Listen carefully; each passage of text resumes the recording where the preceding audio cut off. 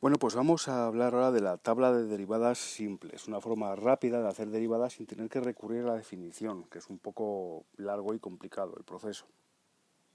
Aquí lo que hacemos es aplicar unas formulillas que según el caso que tengamos aplicamos una u otra y facilita muchísimo el cálculo de las derivadas. Vamos a empezar por el cálculo de una constante. El cálculo de la derivada de una constante, por ejemplo, pues algo así, f de x igual a k. K es cualquier número, ¿vale? Pero tiene que ser un número, 5, 7, 35, lo que queráis. Su derivada es 0. ¿Por qué? Recordad que la derivada es la variación, y al no haber variación no hay derivada, por tanto, 0. Por ejemplo, f de x igual a 3. ¿Cuál es la derivada de f de x igual a 3? 3 es una constante, no hay variación, por tanto su derivada es 0. ¿De acuerdo? Bueno, ahora vamos con la función identidad. La función identidad es la que asocia a cada valor de la x el mismo valor para la y. Yo aquí en vez de poner y a veces pongo f de x, es lo mismo. ¿De acuerdo? A cada valor de la x se asocia el mismo valor de la y. ¿Cuál es la derivada? 1. ¿Vale? Aquí lo veis, puesto de otra manera, y igual a x, función de identidad, derivada, 1. Bueno, vamos con la función potencial. Esta cae un montón de veces, ¿vale? Es una de las importantes cuando empezamos, por lo menos. Aquí tenemos que la x está elevada a un número. ¿Cuál es la derivada de esta función? Bueno, pues este número pasa adelante, aquí veis, esta n pasa adelante, la x sigue siendo x, y ahora la n del exponente ahora va a ser n menos 1. Ejemplo, si tenemos x a la 5, el 5 pasa adelante, la x se queda como estaba, y al 5 le quitamos 1, me queda 4. 5x a la cuarta. Otro ejemplo para entenderlo mejor. Imaginad que ahora no tenemos un x a la n, sino que aquí hay un número que multiplica a este x a la n. ¿Qué es lo que vamos a tener que hacer? Pues esta n multiplica la k, k por n, la x sigue siendo la x, y como antes, a la n le resto 1. Ejemplo, imaginad que yo tengo 3x a la sexta. Muy bien. Pues el 6 pasa multiplicando al 3, lo pongo delante, 6 por 3, la x se queda como estaba, y a la 6, a la sexta, le voy a restar 1 para que me quede a la quinta. Conclusión, 6 por 3, 18, x a la quinta. Otro ejemplo, imaginad que tenemos y igual a 4x al cubo. Bueno, pues el 4 pasa para aquí, el 3 pasa multiplicando, la x se queda como estaba, y a la 3 le quito 1 para que me quede 2. Así que me queda 4 por 3, 12x al cuadrado. Vamos a ver qué pasa con las funciones irracionales. Si hay raíces, os recuerdo que una raíz y una potencia en el fondo son lo mismo, ¿de acuerdo? O sea que a veces lo podréis ver esto como irracional, pero también podríais verlo como una función potencial porque realmente pues hay una relación entre las potencias y las raíces. ¿Cuál es la formulita que aplicamos?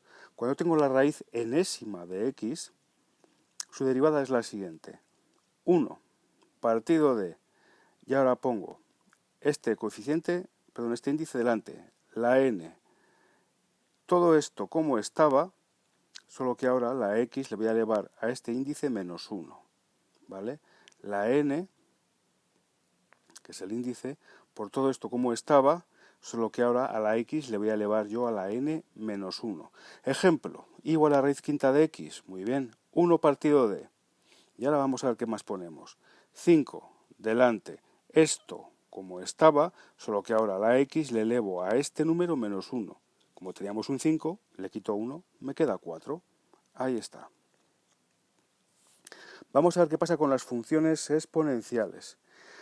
Dentro de las funciones exponenciales vamos a distinguir dos tipos, según la base sea el número e, que simplifica muchísimo las cosas, o según sea otro cualquiera. Cuando la base es el número e, la derivada es la misma, ¿vale? Entonces, e a la x, os recuerdo que una función es exponencial si en el exponente yo tengo una x, ¿vale?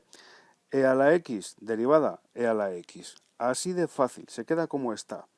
Otra cosa es cuando la base ya no es un número, sino que es cualquier otro número. Por ejemplo, f de x es igual a elevado a la x. ¿Qué hay que hacer aquí? Bueno, pues cuando tengamos una función exponencial, ponemos lo mismo, como estaba, pero ahora multiplicado por el logaritmo neperiano de la base. ¿vale? Logaritmo neperiano de A. Logaritmo neperiano, ln, significa que tiene como base el número e. Ejemplo, que tenemos 3 a la x. ¿Cuál es la derivada de 3 a la x? Bueno, pues esto mismo que se queda como está por el logaritmo neperiano de la base. La base es 3, pues logaritmo neperiano de 3. Ahí está. Vamos a ver ahora los logaritmos. Y aquí vamos a distinguir también dos tipos de logaritmos. Los que tienen como base el número e, es decir, logaritmos neperianos, y los que tienen como base cualquier otro número. Bueno, pues vamos a ver. Logaritmo neperiano de x, ¿cuál es su derivada? 1 partido de x, así de sencillo. ¿Vale? El logaritmo neperiano de x, su derivada es 1 partido de x. Y el ejemplo es ese, no hay más. ¿Qué pasa cuando el logaritmo ya no es neperiano, sino que es otro que tiene como base cualquiera, por ejemplo el número a? Pues la derivada sería 1 partido de x, como antes, pero ahora multiplicado por el logaritmo neperiano de la base. ¿Veis aquí? Logaritmo neperiano de a. ¿Vale? Ejemplo, logaritmo en base 3 de x, pues 1 partido de x, como antes, pero multiplicado por el logaritmo neperiano de la base, ¿vale? Del 3, ahí está. Vamos a ver qué pasa con las funciones trigonométricas. Vamos a ver solo algunas de ellas, ¿vale? Función seno, coseno y tangente. La derivada de función seno es bien fácil. La derivada del seno es el coseno, ya está, ¿vale? Sin más. ¿Que tienes el seno de x? Su derivada es el coseno de x. ¿Que tienes el coseno de x? Su derivada es menos el seno de x. Lo mismo pero en signo negativo. Así de sencillo. ¿Que tienes la tangente? Esto ya es otro cantar. La derivada de la tangente es 1 partido del coseno al cuadrado de x. O lo que es lo mismo, la secante al cuadrado de x.